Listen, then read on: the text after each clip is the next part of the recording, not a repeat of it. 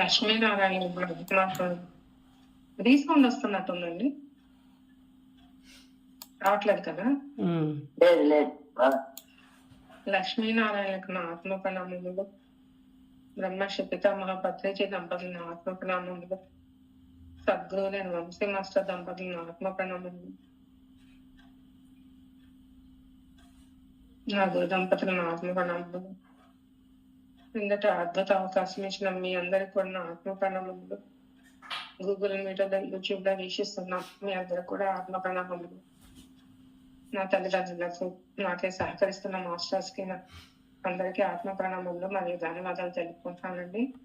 Thank you. ఇంతటి అద్భుత అవకాశం వచ్చిందండి. ఆలోచనలు, అనుభవాల ప్రభావం గురించి ఈరోజు మనం తెలుసుకుందామండి. ఆలోచనలు, ఎన్ని ఆలోచనలు చేస్తుంటాము చిన్నప్పటి నుంచి ఇప్పటి వరకు. చెడు ఆలోచన చేస్తుంటాం, మంచి ఆలోచన చేస్తుంటాం, ఎన్నో ఆలోచనలు చేస్తుంటాం. ఆ ఆలోచనలు మనకు తెలిసి చేస్తుంటాము, తెలియక చేస్తుంటాము. కొన్ని ఆలోచనలు అవి రూపుదాల్చి మన వరకు వచ్చేటప్పటికి మనం ఎరుకుని కోల్పోతా ఉంటాము. అంటే ఒక ఆలోచన ఎప్పుడో చేసేసాం, నాకు వద్దు, ఈ లైఫ్ వద్దు, నాకు ఇది కావాలి, ఈ టైంకి ఇది కావాలి. ఎవరినో చూసి ఏదో చేసి ఎక్కడో మనం అది చదివి నాకు అలాంటి లైఫ్ కావాలి, నాకు అలాంటి ఆలోచన అనమాట. అలాంటి ఆలోచన చేసినప్పుడు మనం ఎలాంటి ప్రభావం పొందుతామంటే, చిన్నప్పటి నుంచి అంటే ఏదో ఒక సిచ్యువేషన్ లో నాకు ఇది కావాలి అనుకుని మళ్ళా మనం అది వద్దనుకుంటాం ఆ క్షణానికి. అంటే మన చుట్టూ ఆ చిన్నప్పుడు నుంచి ఇప్పటి వరకు ఎన్నో అనుభూతులు పొంది ఉంటాం. అనుభూతులు ఒక్కొక్కటి ఏంటంటే మనల్ని బాధ పెట్టి ఉంటాయి, ఒకటి మనల్ని శిక్షణ వైపు నడిపించి ఉంటాయి, ఒకటేమొచ్చి మన బాధ కారణమై ఉంటాయి, చాలా కారణమై ఉంటాయి. మన మనస్సు మీద ప్రభావం చూపించి ఉంటాయి, మన శరీరం మీద ప్రభావం చూపించి ఉంటాయి, మన బుద్ధిని మాందల్యం చేసేటట్టుంటాయి. నెక్స్ట్ ఏంటంటే శరీరం, మనసు, బుద్ధి, ఆత్మ, మనం కూడా ఆత్మ స్వరూపులు, మనం దివ్యాత్మ స్వరూపులు అని మనం తెలుసుకుంటున్నాము. దివ్యాత్మ స్వరూపులుగా ప్రతి ఒక్కరిని మన జంతువుల దగ్గర నుంచి ప్రతి ప్రాణి దగ్గర నుంచి ప్రతి మనిషిలోనూ దివ్యాత్మ స్వరూపమే ఉంది. ఆ దివ్యాత్మ స్వరూపాన్ని మనం తెలుసుకోవాలని అనుకుంటున్నాం. ఇంకా ఈ ప్రయాణంలో చాలా ఆలోచనలు చేస్తుంటాం కదా. అసలు ఆలోచన చేసి ఫస్ట్ ధ్యానంలో రాకముందు ఎలాంటి ఆలోచన చేస్తుంటామంటే, ఈ బంధాలే శాశ్వతము, ఈ కుటుంబమే శాశ్వతము, ఈ ఎక్స్పెక్టేషన్స్ ఒక సినిమా ప్రపంచం వల్లే ఉంటుంది అనమాట జీవితం. అంటే సినిమా ప్రపంచంలో ఎలా ఉంటది, ఏదైనా పాసిబుల్ అవుతుంది కదా, అట్లా మనకి ఏదైనా పాసిబుల్ అవుతుంది అని అనుకుంటాం అన్నమాట. కానీ కొన్ని సందర్భాల్లో అది పాసిబుల్ కాదు. ఎందుకంటే మనం సరికాని ఆలోచనలు ఒక టైంలో చేసి ఉంటాం. ఆ ఆలోచన చేయడం వల్ల ఇది మనకి రాదనమాట. ఆ టైంలో సరైన ఆలోచనలు చేసినా సరే, ఎప్పుడో చేసిన సరికాని ఆలోచన వల్ల మనకి సరైన ఇన్పుట్ రాదు. ఇన్పుట్ గాని అంటే సరైన ఇది రాదన్నమాట. దాన్ని మనం ఎలా తెలుసుకోవాలి? ఇప్పుడు మనం ఫస్ట్ చిన్నప్పటి నుంచి చూద్దాం. చిన్నప్పుడు ఏవో చిన్నగా హాయిగా ఆడుకున్నాం, పాడుకున్నాం. ఒక ఏజ్ వచ్చాక అక్క చెల్లెల ద్వారా, అన్నదమ్ముల ద్వారా నేర్చుకున్నాం. అది చేసాం, ఇది చేసాం, ఫ్రెండ్స్ ద్వారా నేర్చుకున్నాం. తర్వాత పెళ్ళయ్యాక ఒక వేరే ప్రపంచం, వేరే వాతావరణం, వేరే పద్ధతులు, అంతా వేరే అయిపోతుంది. ఇక్కడి నుంచి అక్కడ అంతా వేరైపోతుంది. దాని నుంచి కొంత నేర్చుకుంటాం, కొంత ఈలోగా మన ఆరాటాలు, పోరాటాలు, మన అభ్యుదయాలు అంటారు కదా, మన యొక్క గోల్స్ గాని ఏవి గాని, అంటే ఆధ్యాత్మిక పరంగా గోల్స్ ఉంటాయి, శారీరక పరంగా గోల్స్ ఉంటాయి. ఆ గోల్స్ గాని ఏ గోల్స్ గాని మనకి రీచ్ అవ్వడానికి మనది ఏ ఇన్పుట్ గాని అవుట్పుట్ గాని ఏది సరిపోదు అనమాట. ఎందుకు? మన ఆలోచనల వల్లే, మెయిన్ మన ఆలోచనల వల్లే నేను చేస్తున్నానని మనము ఎరుకను కోల్పోతున్నాం. ఆ ఎరుకను ఎలా సంపాదించాలి అన్నది ఈరోజు తెలుసుకుందాం ఫ్రెండ్స్. అంటే భయంతో, దిగులుతో, ఒంటరితనంతో అప్పుడప్పుడు కొన్ని సందర్భాలు కూడా ఉంటాయి, మనస్సు యొక్క మలినాలు కూడా ఉంటాయి. అంటే ధ్యానం చేయకుండా ఆరాటాలు, పోరాటాలు కూడా ఉంటాయి. నేను ముందే చెప్పాను కదా, సర్కిల్స్ వేసుకుంటాం అన్నమాట. మనస్సు, ఎక్స్పెక్టేషన్స్, విశ్వాసాలు, నమ్మకాలు, నా వాళ్ళు, నా ఇది ముందు ధ్యానంకి వచ్చినా సరే ఈ ఎక్స్పెక్టేషన్స్ తో ఎక్కువ ఉంటాం అన్నమాట. ఇది నా ప్రపంచము, నా నుండి ఎవరు వేరు చేయలేరు అన్న ఎక్స్పెక్టేషన్ లో బాధ్యతగా పరిస్థితులని బాధ్యత చేసుకోము. అంటే ప్రతి వాని పట్ల కృతజ్ఞత కూడా అప్పుడు ఉండదు మనకి. కాకపోతే ఏంటంటే మన బాధ ఇంకోళ్ళు చెప్పేసుకుందాం అని ఆరాటమే తప్పించి ఇంకొక ఏం ఉండదు అనమాట. అక్కడైతే ఫస్ట్ ధ్యానంలో రాకముందు ఇది చెప్తున్నాను, సర్కిల్స్ వేసుకున్నాం. ధ్యానంలోకి వచ్చిన తర్వాత ఏంటంటే అవుతుంది, మనం ధ్యానంలోకి వచ్చిన తర్వాత ఏంటి, ఓహో ఇది మాట మాట్లాడకూడదా, ఓకే ఈ మాట మాట్లాడకూడదు, ఓకే ఈ పనులు చేయకూడదు, ఈ ఆలోచనలు చేయకూడదు అనుకుంటాము. కానీ గతంలో ఆలోచనలు చేసి ఉంటాం కదా, అవి ఒక్కొక్కసారి రూపుదిద్దుకుంటాయి అన్నమాట. అది మన గత జన్మ సంస్కారాలు కావచ్చు, మన యొక్క అభిప్రాయాలు కావచ్చు, వేరే వాళ్ళ అంటే కంపారిజన్ వల్ల వచ్చే ఇవి తెలియకుండా వస్తాయి ఫ్రెండ్స్, తెలియకుండా వస్తాయి అన్నమాట. చూడండి, ఎగ్జాంపుల్ ఒకటి తీసుకున్నాం అనుకోండి, అలలు వెళ్ళిన దారిలో వెళ్తే ఆ ఒడ్డుకు చేరిపోతాం, ఎదురెళ్తే ఎలా ఉంటది, అట్లాంటి పరిస్థితులు వస్తాయి అన్నమాట. అట్లాంటి పరిస్థితులు వచ్చినప్పుడు మనం ఏం చేయాలంటే సంయమనం పాటించాలి. నల దమయంతుల కథనే తీసుకుందాం. అంటే నలుడు దమయంతుని ఎన్ని కష్టాలు వచ్చినా నల్లుడి చేయి విడిచిపెట్టలేదు. హంసరాయభారం పెట్టి నల్లుడి గుణగణాలను ప్రేమిస్తుంది.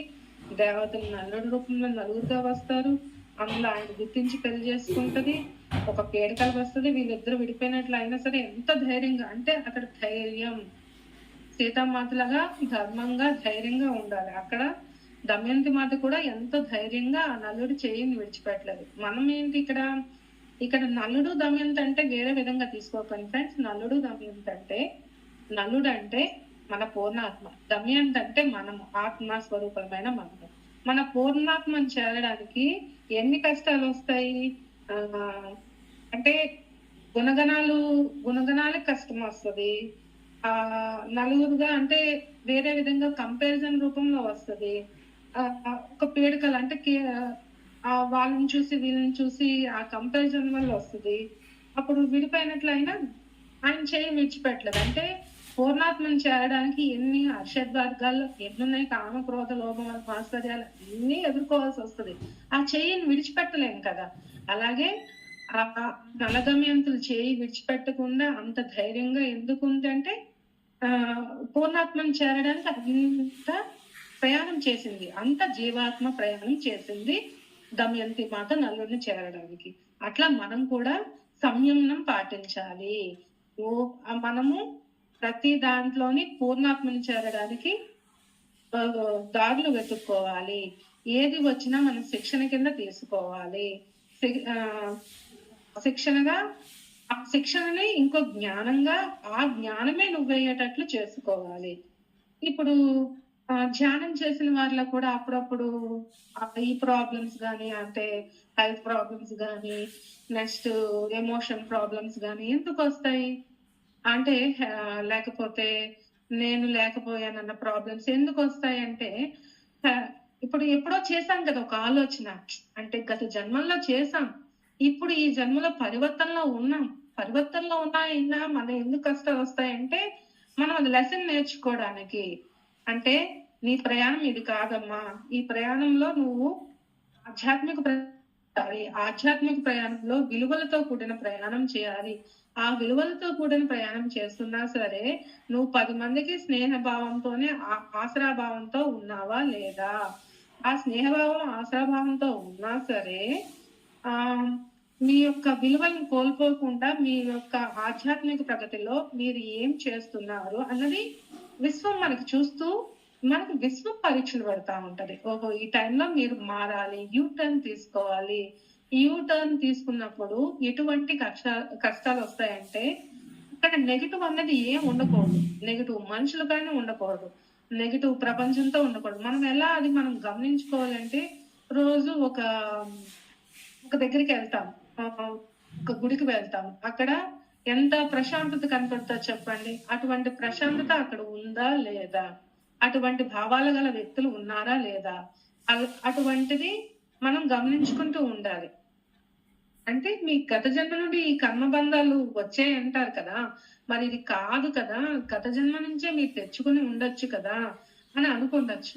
అంటే మనం మీకు ఇప్పుడు సేవ చేస్తున్నాము. ఏదో కొద్దో గొప్పో మనకు తెలిసిన సేవ చేస్తున్నాం. అయినా సరే ఇబ్బందులు పడుతున్నామంటే మూలంలోకి వెళ్లి చూసుకోవాలి. నువ్వేం చేశావు? నువ్వు ఏం చేస్తే ఇది వచ్చింది? అన్నది చూసుకోవాలి. ఇప్పుడు సపోజ్‌కి ఆహ్, దొంగగా ఉన్నప్పుడు నేను ఆర్థిక ఇబ్బంది పడి ఉంటాను. అంటే ఆర్థిక ఇబ్బంది ఎట్లా ఉంటదంటే ఒకళ్ళని మోసం చేసినట్టు అట్లా చేసినప్పుడు ఇప్పుడు ఆ ఇబ్బంది పడతాను. అదే ఆహ్, అహో అదే మనం ఇప్పుడు ఆహ్, మన శరీరం మీద చూపిస్తది. ఎట్లా అది అంటే మనకి ఒంట్లో బాలేకపోతాం. ఒంట్లో బాగాలంటే హెల్త్ బాగోదన్నమాట. హెల్త్ బాగున్నప్పుడు ఏం చూపిస్తదంటే ఆహ్ ఆ ఆలోచన అనేది ఇప్పుడు చూపిస్తది. ఎలా అంటే అది ప్రెషర్ పెడతది మనని. ఆ ప్రెషర్ మనకి తెలీదు. అది చూడండి క్యాన్సర్ కణాలు అన్నది ఏంటి క్యాన్సర్ అంటే ఎలా వస్తదంటే క్యాన్సర్ కణం అన్నది మన లోపల అసూయ, ద్వేషము, అవన్నీ పెరిగిపోయి ఒక్కొక్క పార్ట్‌ని ఎట్లా తినేస్తాయో అట్లాగే మన ఆలోచనలన్నవి మన మన హెల్త్ మీద మెయిన్ ప్రభావం చూపిస్తది. ఈ శరీరమే లేకపోతే ఎందుకండి జీవితం చెప్పండి. శరీరం ఉన్నప్పుడే ఏదైనా చేయగలం. కాబట్టి హెల్త్‌ని చాలా జాగ్రత్తగా చూసుకోవాలంటే మన ఆలోచనలు గమనించుకోవాలి. గతంలో నేను బానే ఉండవచ్చు. అయినా సరే ఎందుకు నాకు ఈ కష్టం వచ్చిందన్న మూలాల్లోకి వెళ్ళాలి. మూలాల్లోకి వెళ్లి ఆ మూలం తెలుసుకున్నప్పుడు 72 శ్వాసలు చేసి జ్ఞాన ధ్యానం అడిగినా సరే 36 శ్వాసలు చేసి కర్మ ధ్యానం అడిగి నాకు ఈ బాధ ఉంది మాస్టర్స్ నాకు హెల్ప్ చేయండి.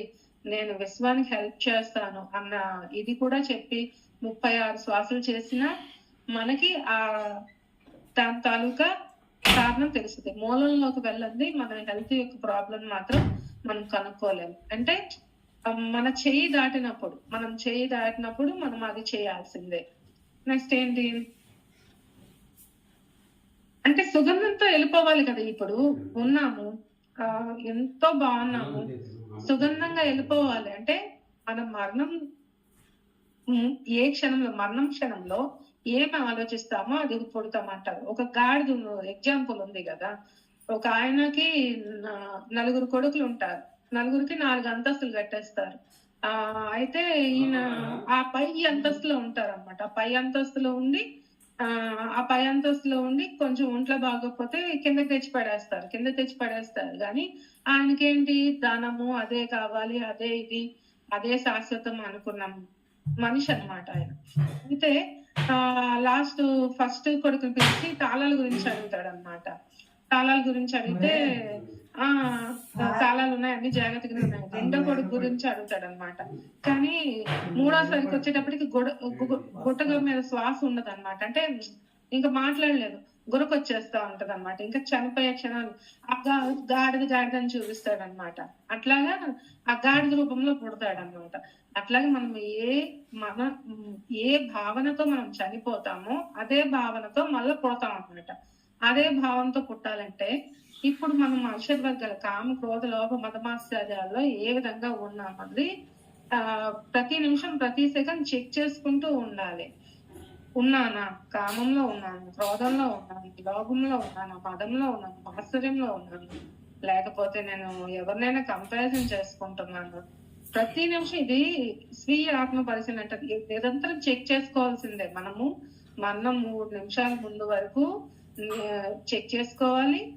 అలాగే నేర్చుకుంటూ ఉండాలి, చెప్తూ ఉండాలి. ఈ 3 చేస్తూనే ఉండాలి. అప్పుడే మనము మన గత జన్మల కర్మ బంధాల నుండి విముక్తి పొంది ఇష్టపూర్వకంగా శరీరంని ధ్యానంలో విడిచిపెట్టాలి. ఎలా పడితే అలా కాదు. అంటే ఇదంతా క్లియర్, ఈ బ్యాగేజ్ అంతా క్లియర్ అయితేనే ఆత్మ ముందుకెళ్తది. ఈ బ్యాగేజ్ అంతా క్లియర్ అవ్వండి, మనం ముందు కర్మరుణాల నుండి విముక్తి పొందండి. మనం ఈ బ్యాగేజ్ అంతా క్లియర్ చేసుకోకపోతే మళ్ళీ అదే బ్యాగేజ్ మనం ఏ అనుభవాన్ని ఆలోచిస్తున్నామో ఏది గురించి ఆలోచిస్తున్నామో అదే మళ్ళా స్టార్ట్ అవుతుంది. మళ్ళా మళ్ళా ఆ జీవితం ఆ గాడిద రూపంలోనో ఏది మనం ఏ ఆలోచనలు చేస్తామో ఆ ఆలోచన రూపంలో మళ్ళా మనం జన్మ తీసుకుంటాము. కాబట్టి ఆ బాధకి, ఆ మనిషికి, ఆ క్షణానికి ఆ మనస్సు అయోమయం వెళ్ళేలా చేయకుండా మనము కరెక్ట్ గా సంయమనం పాటిస్తూ ఆ నలదమయంతుల వల్లే మన పూర్ణాత్మ చెయ్యని మనం విడిచిపెట్టకుండా ఆ చేయాలన్నమాట. అంటే వటపత్ర సాయిలా ఉండాలి. వటపత్ర సాయిలా ఉండాలి అంటే చిన్న పిల్లల్లా ఉండాలి. అట్లా చిన్న పిల్లల్లా ఉన్నప్పుడు మనం ఆ అంటే చిన్న పిల్లల్లా ఉన్నప్పుడు అంటే చిన్న పిల్ల మనస్తత్వం అంటే ఎలా అవుతుంది మేడం? మీరు చిన్న పిల్లల మనస్తత్వంలో ఉండాలంటే ఇప్పుడు కాదు కదా! మనం ఇంత పెద్ద పెరిగి అయిపోయాము. చాలా అనుభవాలు చాలా ఇవి వచ్చాయి. మనం ఎలా ఉండాలి అని మీరు అంటూ ఉండొచ్చు. కానీ అవుతుంది. సాధ్యం అవుతుంది. సాధ్యం లేనిదంటూ ఏం లేదు. సాధన చేస్తే అదే శ్వాస మీద ధ్యాస పెట్టి నేను బాధ్యతగా నా కుటుంబాన్ని బాధ్యతగా నిర్వహిస్తూ, నాకున్న సేవని బాధ్యతగా చేస్తూ, నాకున్న సర్కిల్‌లో, నా పరిధిలో నేను ఎవరికి ఏది చేయాలో అది చేసినప్పుడు మనం వటపత్ర సాయిలా మారిపోతాం. అంటే ఇతరులకి ఇబ్బంది పెట్టకుండా సమాజం మనకు విధించిన శిక్ష అంటే మన జీవితంలో ఒక భాగంగా తెచ్చుకున్న బంధాలు గాని, ఆ ఫ్రెండ్స్ గాని మనల్ని మనల్ని బాధ్యతగా చూసుకొని మనల్ని మనం బాధ్యతగా చూసుకొని గౌరవంగా అంటే మనల్ని మనం గౌరవించుకోవాలి. ఫస్ట్ మనల్ని మనం గౌరవించుకొని ఇతరులని గౌరవించడం స్టార్ట్ చేయాలి. మనల్ని మనం గౌరవించుకోకపోతే ఇతరులను ఎట్లా గౌరవిస్తాం చెప్పండి? గౌరవించినా అది ఏమి అంత ఇది కాదు. ఎఫెక్ట్ రాదు మన జీవితాల్లో. చూడండి 2 కుటుంబాలు చాలా ప్రేమగా ఉన్నాయండి. ఒక ఎగ్జాంపుల్ తీసుకుందాం. 2 కుటుంబాలు చాలా ప్రేమగా ఉన్నాయి. ఇద్దరు పిల్లలు చాలా బాగా రోజు ఆడుకుంటారు, వస్తారు. ఏదో ఆట వస్తువుల వల్ల అది పట్టించుకోకుండా వాళ్ళేమో ఎక్కడి వరకు కోర్టు వరకు వెళ్తారు. ఎంత ప్రేమగా ఉన్న వాళ్ళు, ఎంత ఇదిగా ఉన్న వాళ్ళు కోర్టు వరకు వెళ్ళారంటే వాళ్ళ చిన్న పిల్లల్లా మనం ఆడుకోవాలంటే పెద్దలైతే కోర్టుకి వెళ్ళారు. మళ్ళా నెక్స్ట్ రోజు ఆ పిల్లలు ఏం చేశారు? ఆడుకుంటున్నారు. ఇవేం వాళ్ళకేం తెలియట్లేదు. ఈ కోర్టులకు వెళ్ళిన సంగతులు కూడా తెలియట్లేదు. అంత కోర్టులకు వెళ్ళిన అంతటి అదే కల్మషం లేకుండా ఆడుకుంటున్న అటువంటి కల్మషం లేకుండా మనం కూడా ఉండాలి. ఇప్పుడు ఏమన్నాడు? ఎప్పుడు ఏ కష్టం వచ్చినా ధర్మంలో ఉండాలి. అంటే బాధ్యతలో ఉండాలి. తను ప్రయాణిస్తూ ఆ ధర్మంలో ఉంటూ బాధ్యతాపూర్వకంగా కాలంలో నిర్ణయం తీసుకోవాలి. కాలాతీతంలో దాని యొక్క మూలం తెలుసుకోవాలి. కాలంలో నిర్ణయం తీసుకోవాలి. నీ అస్తిత్వాన్ని కోల్పోకూడదు. ఎప్పుడూనూ ఒక పాయింట్ అనేది ఉంటుంది. మనం అందరికీ సహాయంగా ఉంటూ బాధ్యతగా ఉంటూ ముందుకు వెళ్ళాలి ఆత్మ ప్రయాణంలో ఎప్పుడైనా సరే. అహల్యమాత చూడండి ఎన్ని కష్టాలు వచ్చినా శ్రీరాముడు గురించి వెయిట్ చేసింది కదా. శ్రీరాముడు వస్తాడు, నా కష్టాలు తీరుతాయి అంటే రాతిగా మారిపోయింది. ఎందుకు? వాళ్ళు విమర్శించారు, వీళ్ళు విమర్శించారు అని కాదు. అక్కడ ఏంటంటే తన ఐడెంటిటీ, సెల్ఫ్ ఐడెంటిటీ రాముడు వల్లే సాధ్యం అవుతుంది. అది పూర్ణాత్మను చేరడం అంటే పూర్ణాత్మను చేరితే కదా మనము అహల్యమాతలా రాయిలా ఉన్న వాళ్ళం మాతలాగా మారుతాం అన్నమాట. అట్లా పూర్ణాత్మను చేరడానికి మనకి భగవంతుడి యొక్క కృప కావాలి ప్రతి క్షణం. గౌతమ్ బుద్ధుడి భార్యను తీసుకుందాం. గౌతమ్ బుద్ధుడి భార్య బ్రహ్మ కూడా ఏంటి మొదట ఆయన వదిలేసి వెళ్ళిపోతాడు. ఫస్ట్ భార్యను వదిలేసి వెళ్ళిపోతాడు. తర్వాత ఫస్ట్ భార్యను వదిలేసి వెళ్ళిపోతాడు. వెళ్ళిపోయి ఒక శాచిడ్ పాయింట్ దగ్గర తనకు ముక్తి వస్తుంది. కానీ తెలుసుకున్నది జ్ఞాన ప్రచారం చెయ్యాలి కదా. ఇది ఎవరికి కథ అయితే తెలియదు. యశోధరాయణంలో ఉందన్నమాట ఈ కథ అయితే. మళ్ళా గౌతమ్ బుద్ధుడు భార్య దగ్గరికి వచ్చి ఆమె పర్మిషన్ తీసుకొని మళ్ళా నేను అందరినీ ఎవాపరేట్ చేయాలంటే నా జ్ఞానాన్ని పెంచాలి అన్న దీంతో మళ్ళా వెళ్ళి అక్కడ వాళ్ళందరినీ ఎన్లైట్మెంట్ ద్వారా ఎన్లైట్మెంట్ ఇది చేసి ఆ ఎన్లైట్మెంట్ అందరికి పంచుతూ శిష్యులు ఉండాలి కదా. ఇప్పుడు శిష్యులు లేని మనం ఏం చేయలేము. అంటే శిష్యులు అంటే శిష్యోత్సాహం అంటారు కదా. ఆ శిష్యులు ఉంటేనే ప్రచారం అవుతది. ఆ ప్రచారం వల్ల పర్మిషన్ తీసుకొని ఎప్పుడు ఆయన ప్రచారం చేశాడు. ప్రతి బుక్ లోనే ఆయన వదిలేశాడు, వెళ్ళిపోయాడని ఉంటది గాని ఆవిడ కర్తవ్యంతోని ఆ దీంతోని ఆ భార్య కూడా ఎంతో కృతజ్ఞతతో ఆయన పంపించింది. అంటే అక్కడ మనకు కృతజ్ఞతగా ఉండాలన్నది కూడా మనం తెలుసుకోవాలి.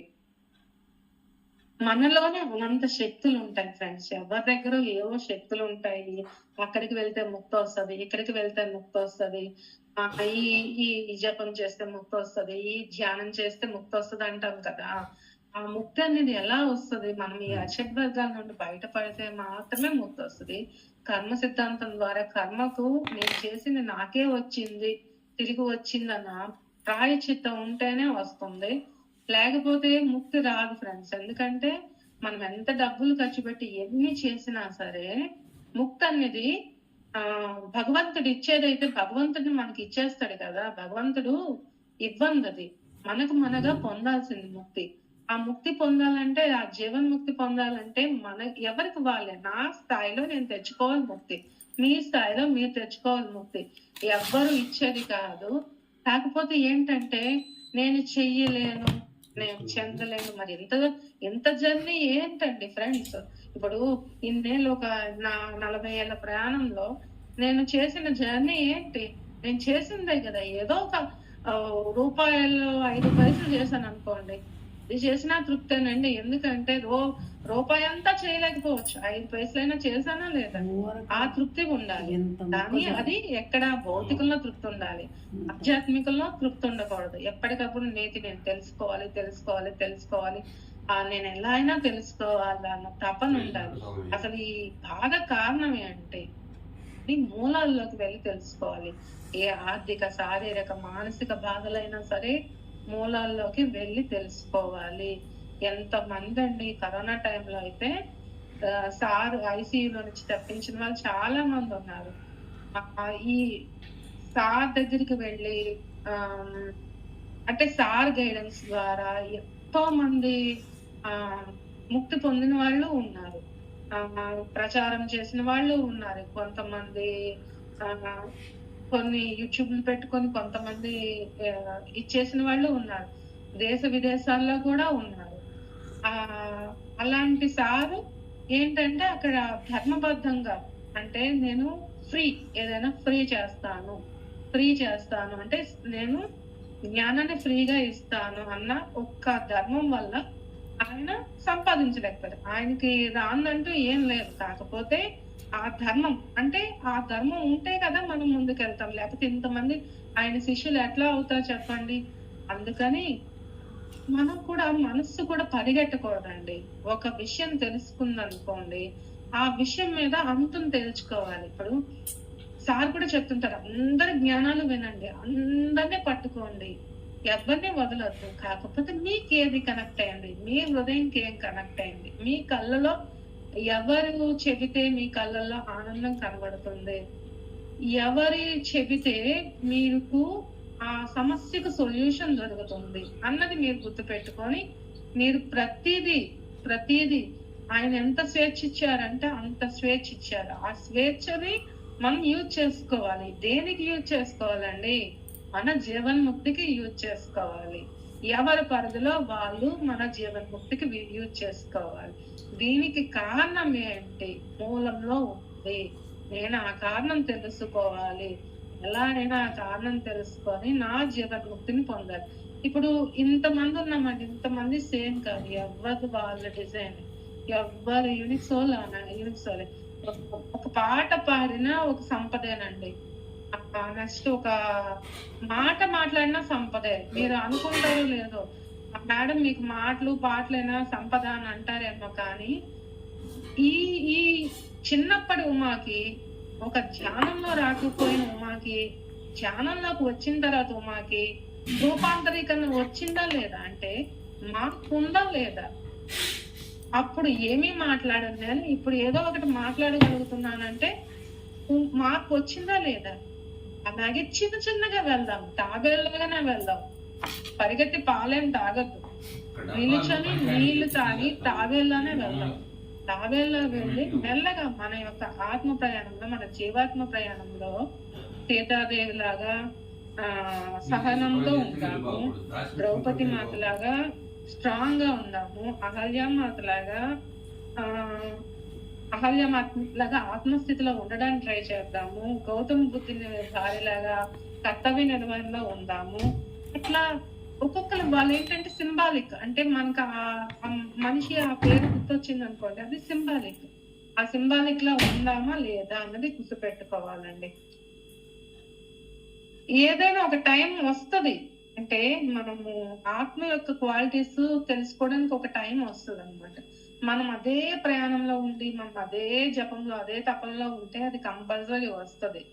అది మన ముందుకు వచ్చి నిలుస్తుంది అనమాట. అది ఎలా అంటే మాస్టర్సే పంపిస్తారు మనకి ఏది కావాలో, ఏ టైంకి ఏది కావాలో అది ఒక మెసేజ్ రూపంలోనో, ఒక పాంప్లెట్ రూపంలోనో, ఒక వీడియో రూపంలోనో, లేకపోతే ఏది నువ్వు చెప్పు, ఈ క్షణం నుంచి నువ్వు చెప్పు అని నీ అంతర్వాణి చెప్పవచ్చేమో, ఈ క్షణం నుంచి నువ్వు బయటికి వెళ్ళని నీ అంతర్వాణి చెప్పవచ్చేమో. అలా చెప్పలేము. అందుకని మనం ఏ క్షణం అనేది అది చెప్పలేము. ఏదో చేస్తూ చేస్తూ నీకున్న పరిధిలో చేస్తూ వెళ్ళడమే తప్పించి మనం ఏం చేయలేము. అప్పుడప్పుడు అలుపు వస్తుంది. చిన్నప్పటి నుంచి ముద్దుగా పెరిగిన కొంతమంది ఉండొచ్చు, వాళ్ళు చేయలేరని అనుకోవచ్చు. కాకపోతే అది ఇష్టంతో చేస్తున్నారు, అది ఇష్టంతో చేస్తున్నారు వాళ్ళు. అంటే ఒక కృతజ్ఞతా భావం అనుకోండి, నేను చేయలేనని కాదు, కృతజ్ఞతా భావంతోనే ఇదంతా నేను చేస్తాను. నేను బయటికి వచ్చాను, ఈ పరిస్థితుల నుండి బయటకు వచ్చాను, నేను డిప్రెషన్ నుండి బయటకు వచ్చాను నేను అనుకుంటా ఎప్పుడైనా సరే. ఆ డిప్రెషన్ 10 మందిలో కలగకూడదనే చూస్తాను అనమాట. చుట్టూ నా ప్రపంచం రంగుల ప్రపంచం, చుట్టూ నా ఉన్న మనుషులు రంగుల ప్రపంచంలో ఉన్నా, అయినా సరే నాకు ఎందుకు ఈ డిప్రెషన్ అనేది నేను స్టార్టింగ్ లో వేసుకున్న క్వశ్చన్ కి నేను ఇప్పుడు మీ ముందు మాట్లాడుతున్నాను. అంటే నా డిప్రెషన్ యొక్క మూలాలను తెలుసుకున్నా, అంటే వాళ్ళ ద్వారా వీళ్ళ ద్వారా పూసుకున్న కలంకాలు ఉన్నాయి. ప్లస్ ఏంటే నా జన్మ సంస్కారాలే నన్ను ఇంతవరకు తెచ్చాయన్నది కూడా నేను నమ్ముతాను. జన్మ సంస్కారాలు అంటే గతంలో నేను విడిచిపెట్టాను కదా, ఆ సంస్కారంతో ఇప్పుడు పుట్టాను అనమాట. దాన్ని నేనేంటంటే మలుచుకొని ఓహో దీని వల్ల ఇది వచ్చింది అనేది నాకు ఆత్మజ్ఞానం. అంటే కొన్ని డ్రీమ్స్ ద్వారా తెలిసాయి, కొన్ని చదవడం ద్వారా తెలిసాయి, కొన్ని వినడం ద్వారా తెలిసాయి. ఎక్కువ వింటూ ఉండాలి. వింటూ ఉండడం కూడా ఒక సంపదనే. మన మన మన వైష్ణోదేవి మాస్టర్స్ కి అందులో యాక్సెప్ట్ చెప్పుకోవచ్చు. ఎందుకంటే వింటూ నేర్చుకుని అది చెప్తాం అన్నమాట. ఆ చెప్పింది ఒక్క ముక్కైనా చెప్తాం అన్నమాట. ఆ చెప్పడం కూడా ఒక గ్రేటే కదా, అది కూడా ఒక సంపదే. అన్ని సంపదలే. వ్యక్తిత్వం సంపదే, వ్యక్తిత్వం సంపదే. అంటే అజాత శత్రువులా ఉండాలి. నువ్వు చనిపోయే ముందు కూడా ధర్మరాజులా శత్రువులు అంటూ ఉండకూడదు. అషడ్ వర్గాల్లో ఉండకూడదు, భౌతికంలో కూడా ఉండకూడదు. ఆ ధర్మరాజులా చనిపోవాలన్నమాట. అట్లాంటి డిఫికల్టీస్ నుంచి కూడా మనం బయటపడాలి. ఎన్నో ఉంటాయి ఈ ఆత్మ ప్రయాణంలో. అలాగే కొంతమంది యోగుల గురించి చెప్తాం. అంటే ధ్యానం చేయని వారి గురించి చెప్పాను. అంటే ఆ సర్కిల్లోనే ఉంటారు. ధ్యానం చేసిన వారు ఏంటంటే బాధలు అనుభవిస్తూ ఉంటారు. ఆ బాధలను కారణం కనుక్కుంటూ ఆ బాధల్లో విముక్తి పొందుతూ ఇంకొకరికి చెప్తూ ఉంటారు ధ్యానం చేసిన వాళ్ళు. అయినా సరే అది అషడ్ వర్గాలు అప్పుడప్పుడు పడిపోతుంటారు. నేను నాది అహంకారం ఎప్పుడు లేకుండా చూసుకోవడం ఫస్ట్ రీజన్. నేను నాది, ఇది నా గురించి నేను చెయ్యట్లేదు, నా ఆత్మ ఉన్నతికి నేను చేస్తున్నాను అన్నది ఒక్కటి గుర్తుపెట్టుకోండి ఫ్రెండ్స్. నేను నాది అన్నది వదిలేసి ఇది నా ఆత్మ ఉన్నతికి చేస్తున్నాను అన్నది ధ్యానం చేసిన వారైతే ఇది గుర్తుపెట్టుకోండి. ఆత్మ జ్ఞానం తెలిసిన వాళ్ళు ఆత్మస్థితిలో అహల్యమాతలోనే ఉండాలి. యోగులు ఎలా ఉంటారంటే గౌతమ బుద్ధుడి భార్యలా ఉంటారన్నమాట. అంటే వాళ్ళు అన్నిటికీ యాక్సెప్టెన్సీ, అంటే అన్కండిషనల్ యాక్సెప్టెన్స్ అన్నది ఉంటదన్నమాట వాళ్ళ యోగుల్లో. ఆ యోగులు ఎట్లా ఉంటారు, వాళ్ళకి ఆర్థిక సమస్యలున్నా, శారీరక సమస్యలున్నా, మానసిక సమస్యలున్నా, ఏదున్నా సరే వాళ్ళు ఒక్కటే ధ్యాన సాధన మీదే పెడతారనమాట. ఇంకా దేని మీద వాళ్ళ దృష్టి ఉండదు. వాళ్ళ ఫోకస్ దేని మీద ఉంటది? ధ్యాన సాధన మీద ఉంటది. వాళ్ళ యొక్క గోల్ మీద ఫోకస్ పెడతారు యోగులు అన్న వాళ్ళు. మనం కూడా యోగులు ఎందుకు అవ్వలేము?